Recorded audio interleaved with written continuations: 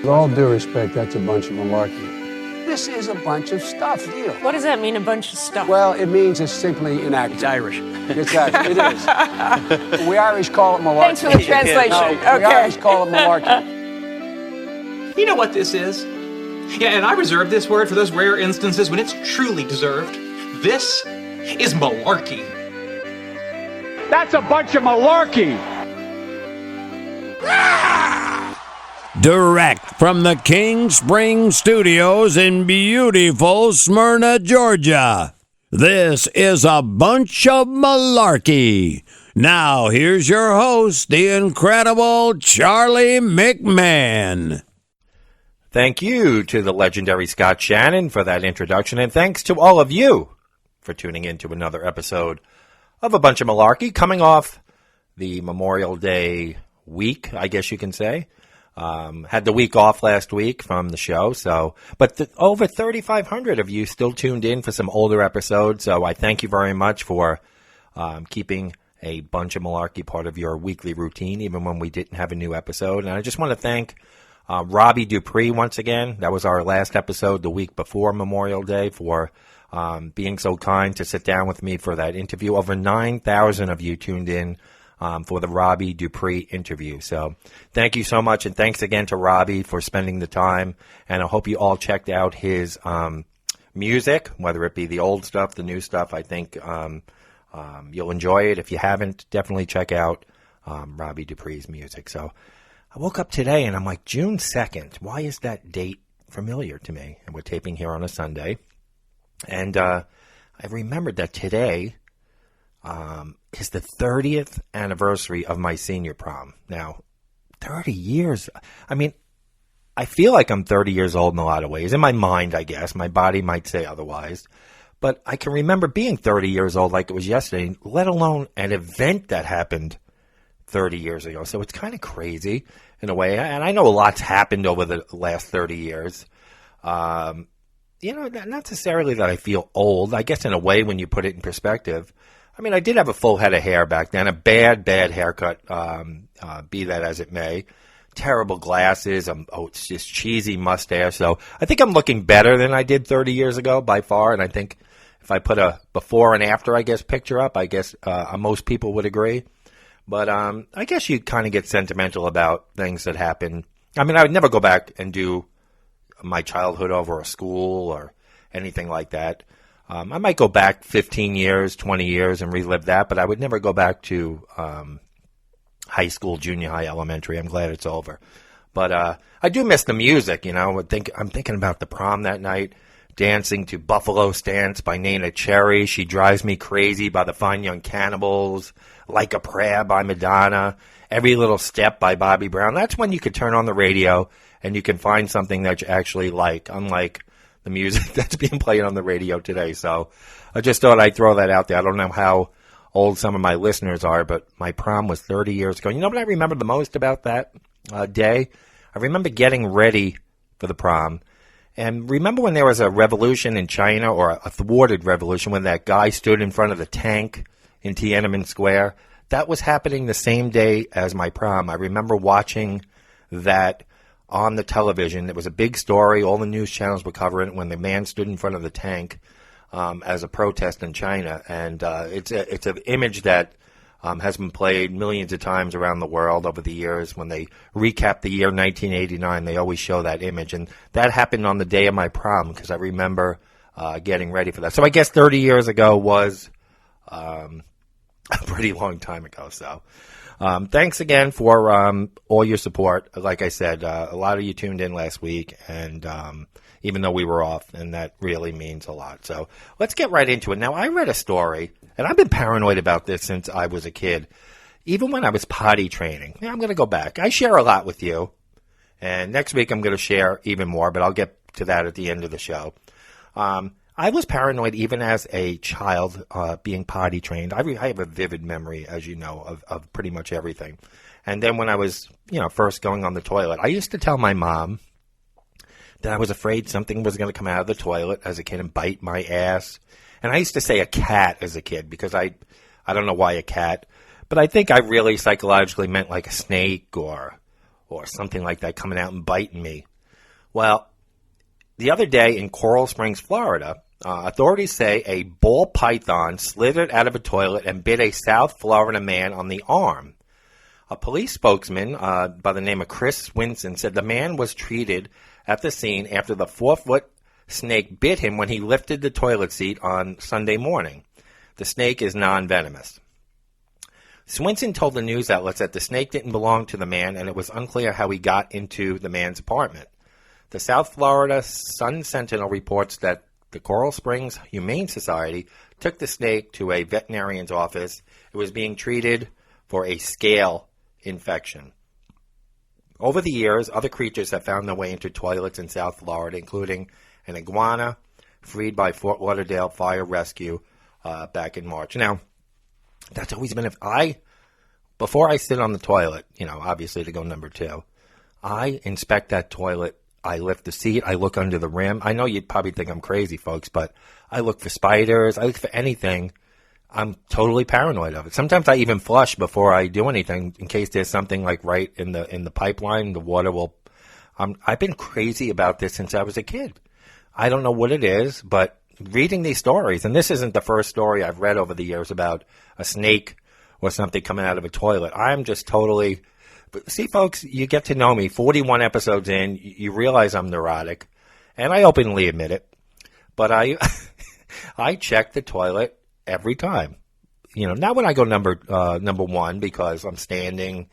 I can always back up real quick. But once you sit on that toilet, you're pretty much at the mercy of whatever's in there, if there is anything in there. So, just word of advice: become neurotic like me, folks. When you read stories like this, lift the seat, look under there, maybe flush, and then go about your business. Now, speaking of toilets, folks, I know we did a whole episode earlier in the year about trivial toilet tales. I told you all about my fears of public restrooms and hatred of public restrooms and all the shit that goes on in these public restrooms.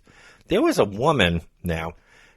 Basically, have you ever wondered what it takes to become a savvy social media user? Well, folks, does it require some sort of crazy prank or stunt? Well, in some cases, it does, or a willingness to be different, you might say. How about filming yourself licking a toilet seat? A woman actually did this. She licked a toilet seat on a plane, and the video went viral. 4 million times people have watched it. A young woman knew what she was doing when she licked an airplane toilet seat. The video has over 4 million views and counting. She even had to post a tweet basically saying, "Hi world, I'm glad you liked the video of me going down on the toilet. I will get to your business inquiries soon." I don't know what that means.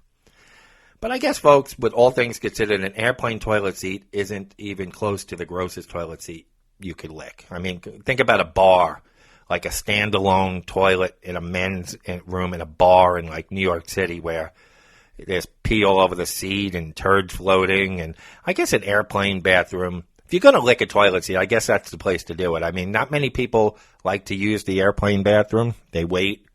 And I'm sure it gets cleaned in between flights. So that's not the grossest toilet seat you could lick. You go to a bar at 3 a.m. in New York City where there's a single toilet in a men's room or a women's room. They're no cleaner. That would be pretty disgusting. So if the bacteria, whatever, on the seat didn't kill her, I'm sure the chemicals that they use that are strong enough to kill a small dog might have. So this is what people are doing now, folks, for attention. They're licking toilet seats, and I don't know. I mean, if I grew up in a time when there was video, we used to do crazy stunts and try to film them with the big camcorder. So I'm not going to say we didn't do shit, but I don't think I would be licking toilet seats. I don't know. That's just me. So with that being said, why don't we transition to something we've missed over the last couple of weeks? Mutant of the Week. All right, folks. Where did we leave you? Now, 2 weeks ago, we had a contest between the Cakeless Cutter. That was a woman who turned 55th birthday. She got taken out to dinner by a boyfriend. When she got back to his apartment, she realized there were no presents or cake, so she cut her boyfriend with a box cutter. She was up against a guy who decided to play basketball nude at a park, and when he was apprehended by police, he told police that he played basketball better in the nude. So it was the cakeless cutter versus Air Johnson, and it was a close race. The cakeless cutter won 56 to 44%. So that's where we left you. I know I had put the results on the Facebook page, so you knew who won that, but I just thought I'd pick up where we left off. For those new to the show, we do this Mutant of the Week contest every week, and you can vote Tuesdays through Saturdays. Our poll goes up early Tuesday morning and ends somewhere midday to early evening on Saturday. So that is where you can vote for our Mutant of the Week. Go to Facebook, look for A Bunch of Malarkey, like the page, and you'll see our poll every week, and you can give our page a review if you like the show. So let's get to this week's nominees, and where else are we going? We're going straight down to Florida once again. Folks, we're going to Milton, Florida. A man has been fired from his job at a Florida Wendy's after a video appeared to show him bathing in one of the restaurant's sinks went viral. The 1-minute, 30-second video shows the young man wearing only shorts, climbing into a kitchen sink filled with bubbles as his coworkers encouraged him. The video, which contains profanity, can be seen online. "Take a bath! Get in there!" one employee can be heard yelling. Toward the end of the video, an employee hands the man some paper towels, I assume to dry off.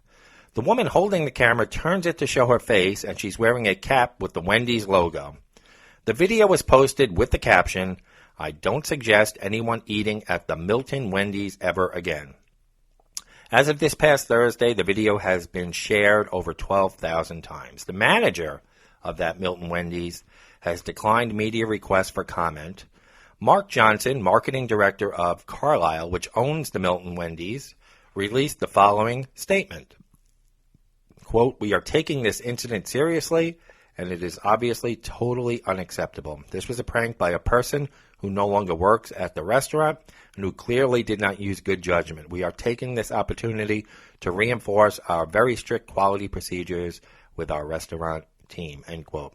The young man in the video is no longer employed by Wendy's. The Florida Department of Business and Professional Regulation launched an immediate inspection of the Wendy's after being notified of the video. The department's inspection report indicates only one violation, which was food items improperly labeled. So you got to see this video, folks. If you have a chance, go to YouTube, put the guy bathing. He's fully submerged in this giant sink, and they're all laughing, and looks like he's at home in a bubble bath. So let's call him the Wendy's washing weasel. So that's our mutant number one out of Florida, the Wendy's washing weasel. They just keep coming out of Florida. Mutant number two, guess what, folks? Comes out of Zephyr Hills, Florida. A Florida man has been arrested after police say he hit his mother with a corn on the cob. Pasco Sheriff's Office deputies responded to an incident Sunday morning in Zephyr Hills, Florida. According to the police, 27-year-old Cody Cummins threw a corn on the cob at his mother. The corn cob struck her on top of the head, according to the arrest report. Police said the victim was hurt, but did not have any physical injuries. Cummings was arrested and charged with misdemeanor domestic battery. He was booked into the Pasco County Jail and released on a $150 bond after 9 p.m. Sunday, according to jail records.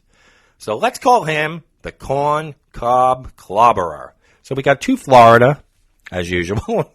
We got the Wendy's washing weasel versus the Corn Cob Clobberer. Hard to say that. It's like a tongue twister. You can vote starting on Tuesday. Poll will be up, and it will go through Saturday. So make sure your voice is heard. So, I mentioned we're coming off Memorial Day weekend, and it's the unofficial start of summer. But it's been hot as hell here in the Atlanta metro area. Mid-90s all last week. We cooled off to a nice, comfortable 88 degrees the last couple of days, 89 degrees. That's our cooling trend now. But we were in the mid-90s Memorial Day weekend and most of the week last week. And, of course, our pool opened up 2 weeks ago. And now, if you listen to this show from the beginning, our second episode, I talked about the air hand blowers in the public bathrooms. I talked a little bit about pools, what goes on in the community pool. Well, not community, subdivision pool. We have 240 some odd homes in our subdivision. We have 2 pools, and you can't get near them if you're an adult. There's screaming kids in there all day. You have to go at like 5 in the morning if you want to risk it. And we pay our HOA dues every year. You can't get near the fucking pools. But what are you going to do? The kids are having fun. So after Memorial Day, now you got hundreds of people in that pool. It's hot out over the last weekend. By Monday, or Tuesday, somebody puts up a post on the Facebook page for our HOA or our subdivision that the pool looked murky. Well, of course, folks. You got hundreds of people soaking in it, 95-degree heat. Of course the pool's going to look murky. So, as always, now it was nice having a week off from the podcast. I won't lie. I love doing the show, but I needed a little break. There's a lot of research involved in this. So, that made me think about pool inspection, safety, and that's kind of what I'm going to get into this week. And then I'm going to talk about some other stuff that involves summer and that kind of stuff. But I want to talk about public pools. Now, this probably doesn't apply to the average pool where you're only your family's in it, unless you have like a pool party and you have 30 outsiders coming into your pool or something like that. So let's talk about statistics about pools, folks. It's frightening. The summer season, as I mentioned, it's unofficially here. We don't officially get into summer until June 21st. But you may want to know, folks, what you're jumping into before jumping into that pool. It's very stunning. A new national swimming survey found that more than half of Americans, which is 52%, report using a swimming pool as a communal bathtub. Now you're probably wondering, what do you mean they're using it as a communal bathtub? Uses include either swimming as a substitute for showering. So in other words, you go for a jog, you're sweaty, you just jump in the pool. You don't go home and take a shower, you just jump in the pool. Or using the pool to rinse off after, like I said, exercise or yard work. The habit has taken hold despite nearly 2/3, 64% of Americans report that they know that pool chemicals do not eliminate the need to shower before swimming. So the standard procedure, folks, before you go in the pool, that's why they have pool showers. It's for both before and after swimming. You're supposed to rinse off. Rinse off any sweat, any deodorant you have on, then go in the pool. Experts from the Water Quality and Health Council, the CDC, and the Pool and Hot Tub Alliance, the PHTA, are educating the public about healthy and safe swimming. When dirt, sweat, personal care products, and other things on our bodies react with chlorine, there is less chlorine available to kill the germs in the pool.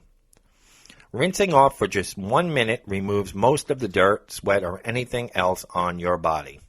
Additionally, the survey finds that 40% of Americans admit that they've urinated in the pool as an adult. Adults, folks. Urine also reacts with chlorine, reducing the amount of the chlorine available to kill the germs. The bottom line is, don't pee in the pool, says Michelle Hilvasa, Chief CDC's Healthy Swimming Program Director. Swimming is a great way to be physically active, and not peeing in the pool is a key to healthy swimming, she said. The survey also revealed that 24% of Americans would go swimming in a pool within 1 hour of having diarrhea. And 48% report that they never shower before going in a pool. Most Americans don't know that pool chemistry can be affected by personal care items such as makeup and deodorant. Pools are great places to have fun with friends and family. A trained pool operator can get the mix of pool chemicals healthy and safe, and swimmers can keep it right by swimming healthy. Only 1 in 5 Americans, about 21%, say they ever use a pool test kit to check chlorine levels or pH levels in a public pool. By offering free pool test kits through its 15th annual Healthy Pool campaign, the Water Quality and Health Council is hoping to change that. So even if it's not your pool, folks, just to maintain the safety of your children or yourself, these pool kits, you can get them free or you can get them real cheap. Bring it with you and just take some of the pool water before you send your kids in there. This is what they're suggesting, because you don't know how these pools are being managed and whatnot. You are encouraged to check inspection scores at swimming venue or online. I believe that all public pools have some type of scoring system that they need to post online. If you don't see your local community or state listed, contact your health department, check on the site at the pool facility, or ask the pool manager directly for more information. These polls, folks, were conducted this past April, and this group interviewed 3,100 American adults. The survey has a margin of error of 2.7%.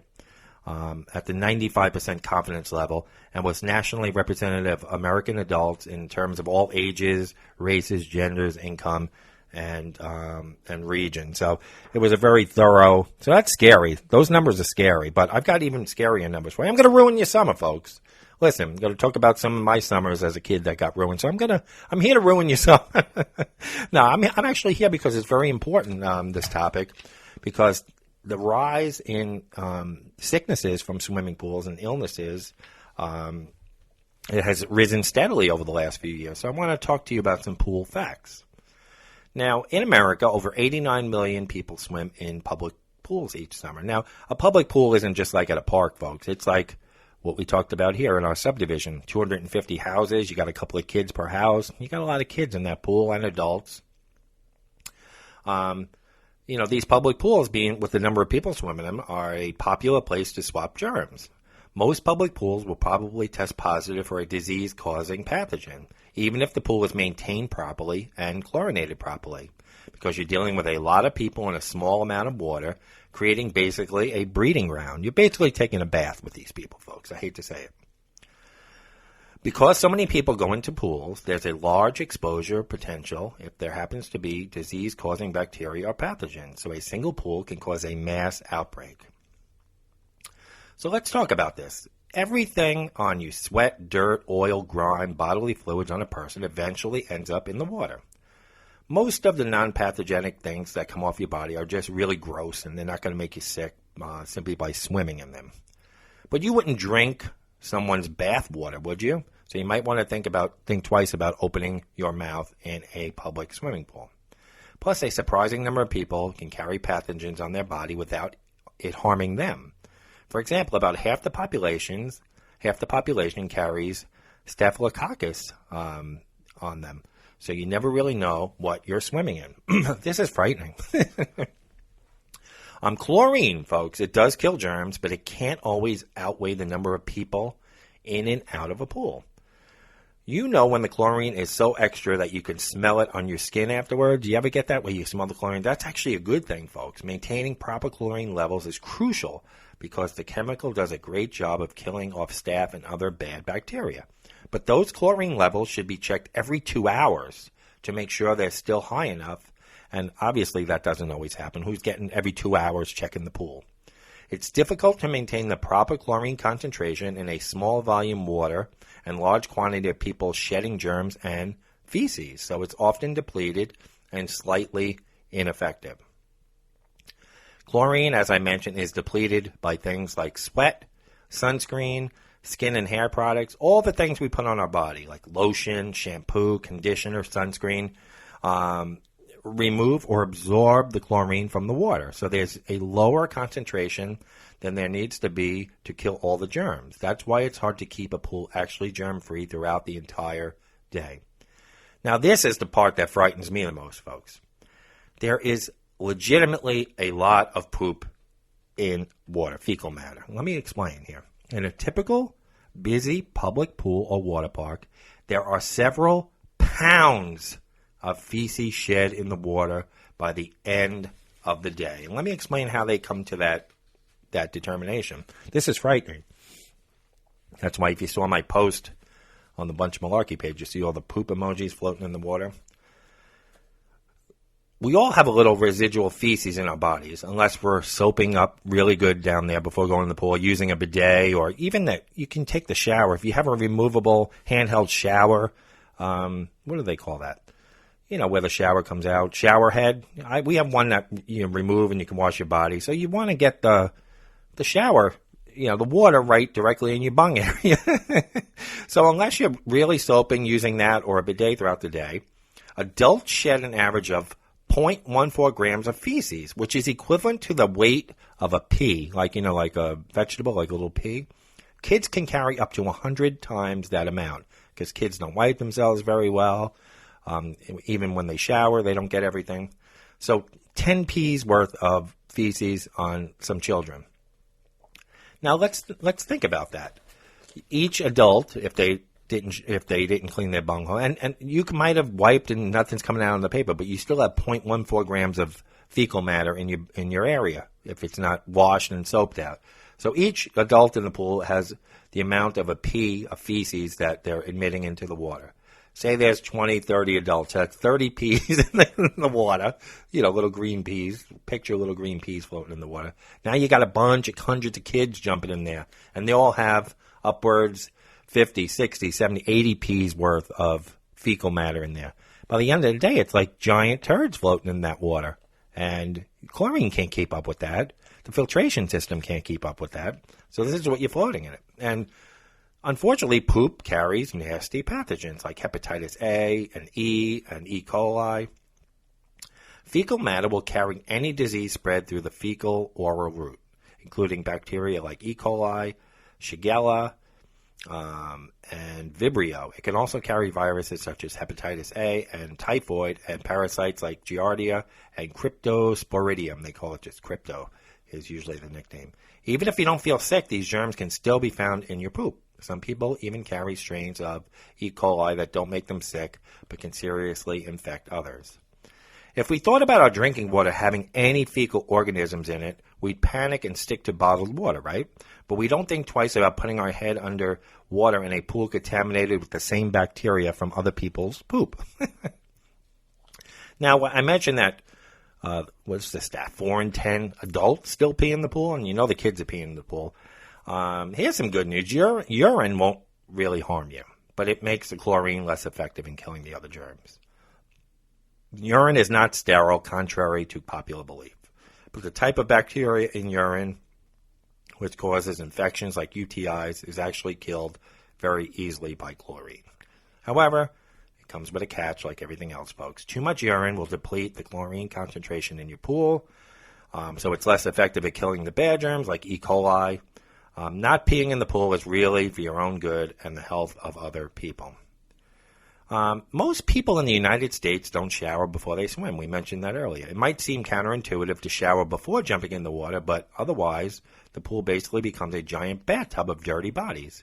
Showering both removes the bacteria and fecal matter from your body, and it also rinses off all the personal products that we spoke about earlier, which deplete the chlorine. Americans are particularly bad at this. While showering before you swim is pretty common in Europe, it's more of a cultural thing, I guess, even though it's primarily for our health and safety. So Americans, come on, you got to get with the program. Europeans are bathing before they go and showering before they go in the pool. What the hell's wrong with us? Now, here's the one. This is the one that always shuts down the pool here. Research has shown that time after time, study after study, swim diapers don't work. So you think your kid's in a swim diaper? It's not working, folks. There's a reason why baby pools exist. And it's not just for safety. The fact is that swim or water diapers are ineffective. They've done countless studies using sand and food coloring, and it seeps out no matter what. So these swim diapers, you think because you physically don't see poop or whatever, they're not working, folks. So keep your babies out of the regular pool. Put them in a baby pool. Obviously, babies and toddlers should be able to swim and have fun, but that's, if they're in a swim diaper, it's probably best for everyone that they're in a baby pool. Here's another scary one. Someone who had diarrhea within the last 2 weeks can still shed diarrhea-causing pathogens into the pool. 2 weeks sounds like forever, but the CDC warns that this amount of time during which the body can shed diarrhea-causing pathogens. Even if you feel better and you don't have symptoms, you could still be shedding millions or billions of diarrhea germs into the pool. Given that 89 million people are swimming in these pools every year, every summer, that's a lot of people who either have had diarrhea or are recovering from it and still shedding their germs. Unfortunately, not many people know about this rule or how risky it is to leak some diarrhea in the pool, so just don't open your mouth underwater ever. I mean, isn't it common sense? You have diarrhea, you're not there to rinse your... I mean, come on, folks. Stay out of the water. Accidental poops from kids, not just babies, are way more common than you think. We all know that little kids pee in the pool. But they also poop, even if it's just a tiny bit in the water, way more often than you'd like to think, like all the time, folks. If the stool is hard and solid, you may have a few minutes to get it out of the water before it dissipates. But if it's loose, it'll spread immediately. And obviously, kids don't always tell an adult that they've just pooped, so hours could go by before someone notices. Crypto is the number one cause of pool outbreaks, and it's actually chlorine tolerant. Crypto is a parasite that causes severe diarrheal illness lasting for weeks. There's no cure or antibiotic, so you just have to wait it out. Crypto is easily passed through feces, and it causes most recreational water illnesses and outbreaks, and even a few deaths per year. Crypto is so much worse than the other germs because it's chlorine tolerant and can survive for days in the water. It's also shed from your body for a long time after you get sick, even when you feel better. So the people who bring it into the pool probably aren't even aware. And it only takes a little bit of contaminated feces to contaminate an entire pool with crypto. Still want to go, just when you thought it was safe to go back in the water. And it really only takes a tiny bit of pool water to make you sick, folks. Think about how you avoid using tap water, even for brushing your teeth in countries without water sanitation. You should adapt the same mindset and take similar precautions when you're in the pool. It only takes a little bit splashed into your mouth to get into your system. So what do you think, folks? You're going to jump into that pool later on? Because I've been talking about this for years. You know, I always say, if you're walking down the street and a seagull flew over or a bird and just pooped on your arm or your hand, and you had a paper towel in your pocket and you wiped that bird poop off, is your hand clean? Of course it's not. You got to use soap and water. Same thing with your bung area, folks. Just because you use toilet paper and nothing's coming out on the toilet paper doesn't mean it's clean. There's still traces that you can't see. So you got to get in there and clean it, especially if you're going into a public pool. Isn't this great? I hope none of you are eating breakfast or lunch or enjoying your dinner. But this is, you know, as much as we're joking around about it, folks, you know, a lot of you, 89 million people are going in pools. And you may want to reconsider having that pool party. If it's just you and your husband, you and your wife, you and your partner, you and a couple of roommates, you have a pool, you might want to reconsider inviting 30 people over for a pool party. You kind of have it contained when there's only 3 or 4 of you going in the pool. You open that shit up to 30, 40 people, you're opening up Pandora's box. Now, people say, oh, well, this happened last year, and it was on the second episode. You know, someone shits in the pool, they say, oh, we'll just shock the pool. Now, that chlorine shocks can kill all the germs, but they don't happen very often because the pool has to be shut down. What a pain in the ass around here, the complaints when they have to shut the pool down. Now, I would think a chlorine shock, like I said last year, someone shits in the pool, you know, you take the crap out of the pool, you call the pool company, they shock it. It's going to take a while for it to really get the bacteria out of the pool. Last year, it was like a half hour. Everybody was back in the pool. It's safe. Says who? Hyperchlorination is a practice used to shock the water and kill all the germs and pathogens, including crypto. It's effective, but you have to shut the pool down for at least an entire day. So it's a huge inconvenience and operating cost for the pool, which is why chlorine shocks don't happen all the time. So if you're in a little subdivision like this, maybe you can get away with shutting it down for a day. People have to deal. But when you have these public pools where people are depending on that as their only means to cool off, you're going to piss off. It's going to be a disaster. So that's why I think a lot of them don't shut down. The rate of illness outbreaks from swimming is growing. As pools become more popular and accessible to the public, this also creates more opportunities for outbreaks. We've reached an all-time high in recreational water outbreaks from crypto and other pathogens. There were 78 documented outbreaks over the last year in 31 states, and 74% of those pools passed as properly chlorinated. So even in these properly chlorinated pools, it's not killing everything, especially crypto. The CDC is working on a model aquatic health code which suggests federal guidelines for public pools. So, folks, enjoy the pool this summer, but let's just try to keep your mouth closed in the pool. Put some tape over it because that's where you're going to get sick. And if you want more information on pool swimming safety, go to cdc.gov and there is a swimming tab and a pool tab on there. So, again, this wasn't meant to, I joke around, this wasn't meant to ruin anyone's summer, but, we make light of funny, especially shit on a bunch of malarkey here, but you got to be careful in these pools, and this is why I steer clear. I mean, we pay our HOA fees. I would love to go down to that pool. Number one, you can't get near it because unless you want to swim with 200 kids and look like a pedophile as a 47-year-old man floating around with a bunch of 8-year-olds, that ain't going to look good.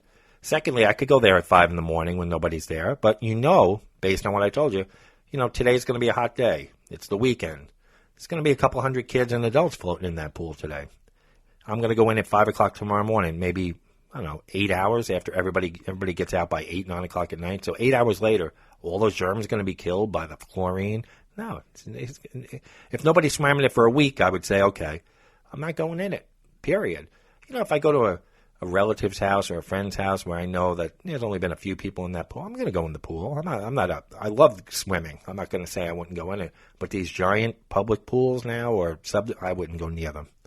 And the more I read, the scarier it gets. So, like Jaws 2 said, just when you thought it was safe to go back in the water, you got people with pea-sized shit residue in everyone's ass. So every time, just think of that. Next time you're in the pool, look around, and each person you see, just picture a pea-sized feces in their ass cheeks floating around, soaking that water, steeping that water like a tea bag.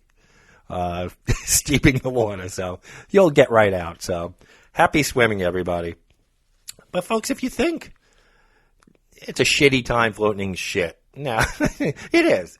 But I think back, I'd rather float in a shit-filled pool than some of the things I had to go through as a child in the summer. Now, I know in the last episode, before I introduced Robbie Dupree, I painted a very rosy picture of my summers as a kid, and I do have a lot of great summer memories, I'm not going to lie. I mentioned hearing these songs my mom would play on the stereo, on the swing set, playing in the backyard. We had dogs. There were some great moments in the summer, I'm not going to lie, especially when I got a little bit older, started going to the beach with friends. Those are when the real great summers started. Living near the beach as a young adult, doing like timeshare houses, Fire Island at different places, and living in Long Beach, and, just every weekend was a party. But as a kid, until you got out and got to experience different things with friends and go out with friends to the beach, I'm talking about as a real small kid, 5, 6, 7, 8, 9, you were pretty much confined to your backyard. You weren't allowed to ride your bike far from the house because they were afraid you're going to get hit by a car. We did a lot of things in our backyard.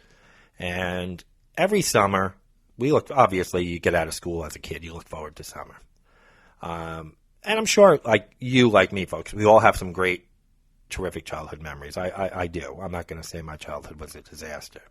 We love those endless summer days, like I mentioned before, swimming, before we had to worry about, well, I guess we had to worry about it back then. Swimming, playing with our friends. Maybe some of you went to summer camp. I never went to camp, but maybe you have memories of summer camp or a long vacation with family. We never went on vacation, but we'll get to that another time. I have a lot of fond childhood memories, folks. I'm not going to lie. But I also have memories of a day that I dreaded and my sister and brother dreaded every single year. It was a 24-hour day, just like any other day, but it always seemed like a 240-hour day. And that day, now you say the longest day of the year. Oh, you're talking about June 21st, the meteorological longest day of the year. No, I'm talking about the day we had to clean out the shed. Now, the house I grew up in was built in 1934, and on the grounds of the house in the backyard, we called it the shed, but it was actually a bungalow. It was I'm going to say it was probably 12 feet wide and 20 feet long. It had a huge walk-up attic. It was actually used as a summer bungalow. I believe that structure was standing before our house was built. So this was a summer bungalow where people would come out from the city and stay at that bungalow. And my dad used to tell me stories because when my dad moved out to Long Island of a man named Louie that used to live in the shed. Well, I call it the shed, in the bungalow because we turned it into a shed. It had windows on it, a door. You could see pipes in there that used to be, we used to have running water from a well in there. And it looked like it was like a shower stall that was dismantled, but you could see where the drain was. And I could see it being a nice little, think of it as like a little guest house on the grounds, like, or even like a she shed. They call these sheds, these fancy sheds, these women decorate and call it a she shed. It's a place where women escape, like the man cave, where they go out with their friends or by themselves and do creative stuff, whatever they do in that she shed, drink. We had a shit shed. I call it a shit shed because it was, my parents let it get run down a little bit. It was very dusty in there, and my parents, we had a small house, so they stored everything in there. We stored our bicycles, lawnmower, all our tools, you name it, it was in there. My mom had leaf bags full of old clothes, or sometimes she would put the winter clothes out there in the summer and vice versa. And my mother would save, she had no filing system. My mother didn't believe in filing cabinets. She would take like old papers and canceled checks and throw them in leaf bags and put them out in that shed. So after a while, that shed got jammed where you could barely get in it. I mean, there was everything in there. Old toys. It was just old houseware items that my mother couldn't fit in the house anymore. Like I said, we had a tiny house. So everything was put in this shed. And through the course of a year, we would go in there. Everybody would go in there to find something and pull, grab it, tear through shit. So it would get trashed in there. It would get really bad in there. So it was just insanity in there. So at the first 2 weeks of July every year, my parents would take off from work for a, quote, vacation. Now, folks, we dreaded this because they were home for 2 straight weeks. And we knew that in one of those days, it was going to be clean out the shed day. Now, I think my mom, before, she planned this day, would look at the Farmer's Almanac, maybe bring in some weather experts. Storm Field was a big name in New York on TV. Sam Champion. Who else? Lloyd Lindsay Young. Hello, West Islip. I think she used to call these people in and have a consultation with them and find out what they projected to be the hottest, most humid day of the year. And that's the day she would pick to do this shed clean out. Now, why we didn't do it in the fall, September, October in New York is beautiful, crisp.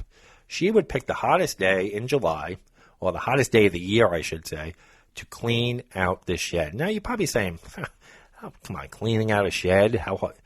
This was a big structure, folks, packed to the walls and ceilings with shit. So it would start off at very early in the morning, like ass crack of dawn, getting us up. Now, I'd rather be floating in a shit pool right now. I'm thinking about this. That shit pool, feces floating pool sounding good compared to what I had to go through on this day. So my brother, my sister, and I would get up, ass crack of dawn, sun barely up, mother with the cigarettes, packs of cigarettes, burning cigarette after cigarette, yelling. She would open up the shed, open up the padlock on the door, open the door, and we'd have to take every single thing out of the shed and put it on the back lawn. Bicycles, lawnmowers, power tools, toolboxes. And then as those big items would get, we'd start getting to the nitty gritty. Stuff that may have gotten broken over the year. Now she'd have the cigarette lit with a 2-inch ash, burned down to the filter with a 2-inch ash, and she'd have it hanging out of her mouth, yelling while this ash was holding on for dear life. "Yo, kids broke this." Meanwhile, it was like, "That's a collector's item." Like something, like the McDonald's giveaway glasses that they had with Grimace on it. She thought everything was going to be a collector's item, folks. You go on eBay now, it's worth 50 cents. But you broke something, it was going to be this. She was going to retire off of this shit that she had in the shed. "You kids broke it. It's a collector's item." So we'd pull, and she'd find thing after thing that got broken over the year. And who knows who broke it? Anybody could have broke it. But item after item, hours would go by, and we're still taking stuff out. We haven't even started cleaning it yet. Hours would go by. She'd start going through all these bags of shit that she put in there. Bags of canceled checks, old bills, you name it. We would be there for hours. Her screaming, sweating. "Yeah, Ma, you think we can get a drink?" "No, you'll get a drink when you're done. The hose is over there." And then we'd hear the ice cream man's bell late in the morning, early in the afternoon. "Ma, can we get some ice? You got ice cream in the freezer. You'll get it when you're done." "Yeah, Ma, we got butter pecan and heavenly hash. That's what Dad eats." No, what 6-year-old's eating butter pecan? It was the whole experience of going to the ice cream man. We never even got to go to the ice cream, but that's another story. So the ice cream man's bell, we heard other kids playing, splashing in pools, and we're out there trudging through this clean out the shed day. So this would go on until early evening. We'd finally get everything out. she'd go through everything that got broken, put it in garbage pails, get rid of anything that maybe she saved that she no longer wanted. Then we'd have to sweep this place out. And I'm telling you, folks, picture your clothes and skin as sweaty as you can picture it. Now she's got this big broom with a cigarette burning out of her mouth, sweeping all this dust and and all this shit sticking to you. And then after it was all swept out, and look, we had to start bringing everything back in and rearranging, placing it in certain areas, and it was horrible, folks. It was the worst day there. Something that we dreaded every single year. I can't explain it. You know, you think of a shed, you think of one of those little Home Depot metal contraptions. You walk in, it's like 2 feet wide by 3 feet. This thing was a bungalow that we'd have to clean out every year. And why we didn't do it in the fall, we had to place everything back in exactly the way she wanted it.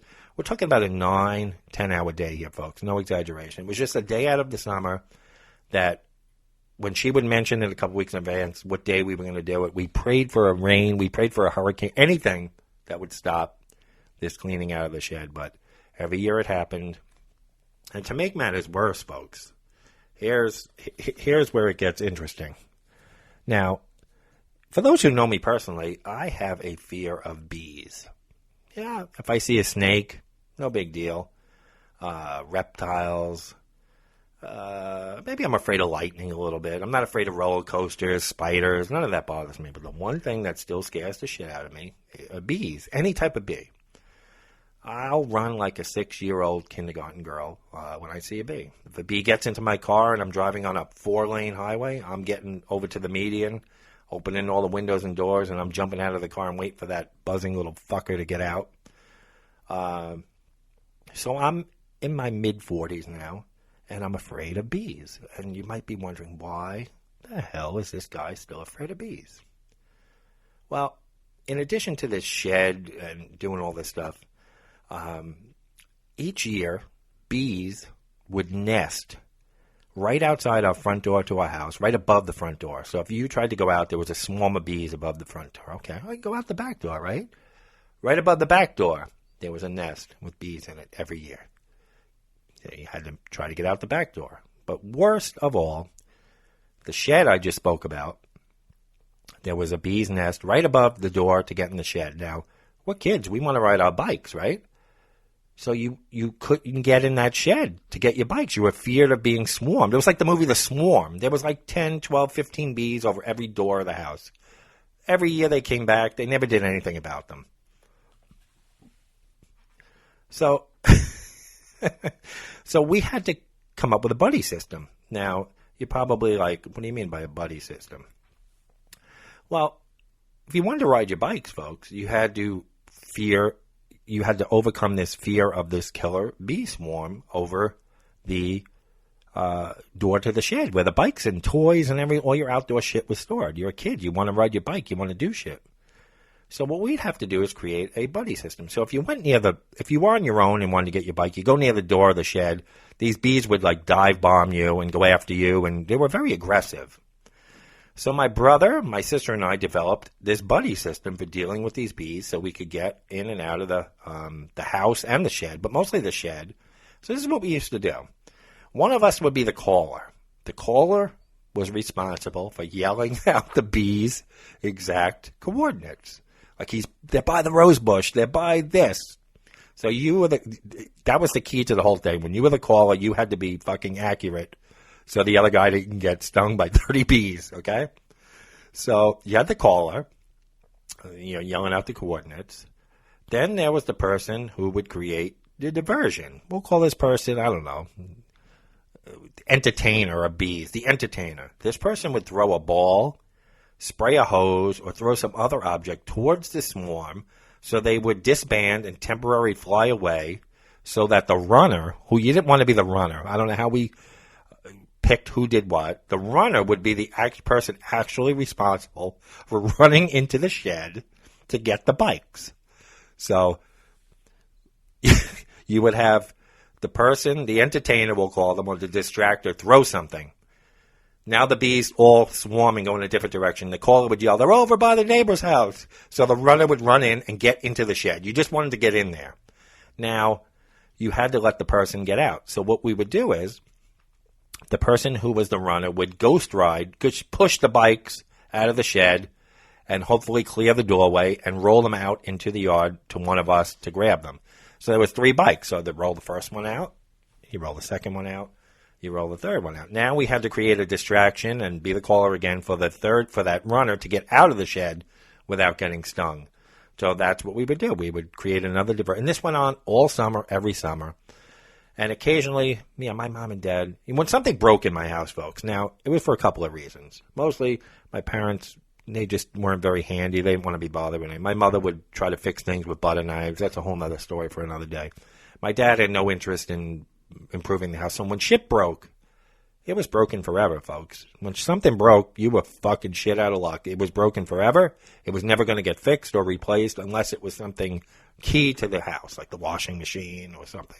But if something that wasn't, in their eyes, important broke, you were pretty much fucked. That thing was never getting fixed. So we would call my grandfather, who was pretty handy. He was a painter. We would call him every year and beg him to come over to try to get rid of these bees' nests. And he would always try to get the one above the shed so we can get our bikes. So he would come at night when the bees, I guess, were back in the nest, and we would show him where the bees crawl in, and he would bring this acetylene blowtorch, and he would light it, and he would, burn the nest out. But then they would come back every single year in the same exact spot. So I don't know what the remedy was for that, but at least he tried to help us. So for, the last couple of weeks of summer, we might have had a reprieve from these bees. But could you imagine being a kid and all you want to do is get your fucking bike out of the shed? Your parents are just sitting there smoking cigarettes and cigars, no care in the world, and you're an 8-year-old kid just wanting to ride your fucking bike, and you had to have a buddy system with 10 people to get your bike out of the shed. This went on every year. So the shed is still standing, by the way, because you go on Zillow, you go on these real estate sites, even if the house isn't for sale, they still have pictures of it. This shed, it's much nicer. People actually fix things up nowadays. So this bungalow is still standing. It's nicely renovated and painted, and it looks like a nice little place. I'm sure the bees are gone. I'm sure they got that taken care of. But those are some pretty traumatic childhood memories of bees. So what traumatized you? Give me your worst summer memory. Maybe you got shipped off to camp every year and you hated it. What was something from your childhood that traumatizes you? Like bees, or maybe you got bit by a snake, or maybe there was something every year. I'm sure your parents, if there was bees, got them removed. We just lived in a dysfunctional house. So, but then, folks, we got to cool off. After a hard day in the shed or trying to get our bikes around bees, we got to cool off. There was no air conditioning. I mentioned that in last episode. I sit here every day. I'm central air, every floor of the house. I want it 70. I want it 72. You're freezing your ass off in the summer. It's 95. What a convenience, air conditioning, right? Back in the 70s, mid-70s, late 70s, early 80s, we had no air conditioning. Air conditioning wasn't even... I didn't even know air conditioning existed. I really didn't. I thought, summer comes, you basically sit there in the house, and you feel the sweat pouring down your chest and your back, and you just pray for fall. You lay in your bed at night, sweating, the sheets soaked, pillows soaked. That's how we grew up. We had a fan, one fan for the whole house in the living room. It was a giant box fan with a metal blade. It sounded like you had to put the TV on max volume and you still couldn't hear it because the fan was so. It was like a fucking jet taking off when you turn that fan on, So we had a box fan that we would all try to get a little bit of the breeze. That went on for years. Then we upgraded, folks. We got an oscillating fan. Now there's nothing like an oscillating fan in a house with 4 dogs. It was like a fucking snow globe in there in the summer. Dog hair blowing all over, sticking to you. You're sweating. You got four dogs worth of hair on you. You walk out like you're a tarred and feather, like you got tarred and feathered. This was childhood, folks, in the 70s. People cry now, kids. Oh, we don't go anywhere. You know what our vacation was? I mentioned this last year. It's a true story, folks. Airplane. I saw airplanes growing up. We lived near Kennedy and JFK. JFK and LaGuardia, not far. Oh, planes would fly over all the time. What the hell are those things in the sky? If there people go on those? Our trip every year, if you call it a trip, we would hop in the car, this old beat-up 74 Dodge Dart Swinger, it was called. You prayed that it made it there. So there was this place. We lived on Long Island. Long Island is 110 miles wide, about long, about 30 miles wide. If you headed east as far as you can go to the tip of Long Island, you would hit Montauk Point. Now in Montauk, it's a nice little beach community, a lighthouse. They would have a festival there every year. There was a lot of restaurants on the water. So my grandparents would take their car, and we would be in our car. And I would beg to drive with my grandparents because I knew their car wouldn't break down. And we would drive out to Montauk for the day, folks. That was our vacation for the year. One day in Montauk. We would drive out early in the morning, get out there, have breakfast, ride around the lighthouse. The lighthouse is like the easternmost point as far as you can go before you hit the water. Drive, circle. There was like this big traffic circle around the lighthouse. Start heading back west. Stop in town. Sometimes they would have like a crafts fair going on. Stop for lunch. And then they would look at their watch. It would be like 2 in the afternoon. Oh, we better start heading back. And we would head back. And that was our summer vacation every year. 1 car road trip, an hour and a half to Montauk Point and back. So these kids complaining we never go anywhere, we never do anything. If your kids complain, folks, about, you just took them to Disney and then 2 weeks later they're complaining about a vacation, play this podcast for them. Tell them you're going to take them to Montauk Point for a tuna sandwich for a couple hours and then you're going to head back. That's going to be their vacation this year. See how fast they're at it. Or tell them you're going to clean out the shed. Start pulling all the shit out of the shed. If they start complaining they're bored or they have nothing to do, play this podcast for them while you're making them clean out the shed. Pull everything. Make them pull it. Get up at 6 o'clock in the morning. Make them pull everything out. Maybe put some bees' nests above it. Make it a fun summer for them. So those are just some of the traumatic. Yeah, you look back and laugh now, folks. I do. I look back. My brother and I, my sister, my brother and I will talk on the messenger. We'll both have tears coming down our faces. Like we laugh so hard about it now, but at the time, it was fucking traumatic. You just wanted to get on your bike. Your friends are waiting for you. You had to explain to them, oh, Charlie, go get your bike. It might be about a half an hour. What do you mean? You should? Just trust me. You go on ahead. I'll meet you wherever you're going, at the bike path or whatever. You had to, you couldn't tell your friends. It's going to take me about a half hour to get the bike. I don't have a caller today. We only have a be distracted. The caller's sick inside. It's going to take me about a half hour to get the bike out. This is sick, folks. Sick.